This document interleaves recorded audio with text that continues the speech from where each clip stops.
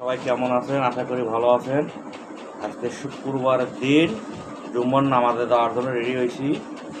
এই পাঞ্জাবি টাঞ্জাবি পরে রেডি। এখন একটু এই আতর নিচ্ছি।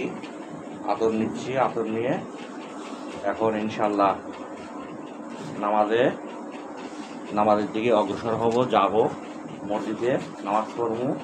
বাসা থেকে রেডি হইলাম, এই সব রেডি হইলাম, টুপি মুল করে একটা ডাইট। এখন চলে যাব, এ হচ্ছে আমাদের বাসা। হ্যাঁ, তো আপনারা সবাই কীরকম লাগতেছে ভিডিওটা একটু দেখবেন, লাইক শেয়ার করে দিবেন। এই যে রুম তালা মেরে দিচ্ছি, তালা মেরে দিলাম, এই রুমে তালা মেরে দিলাম। এই যে শুরু হয়েছে এই আমাদের বাংলাদেশি লোকের প্রবাসে থাকার পরিস্থিতি দেখেন।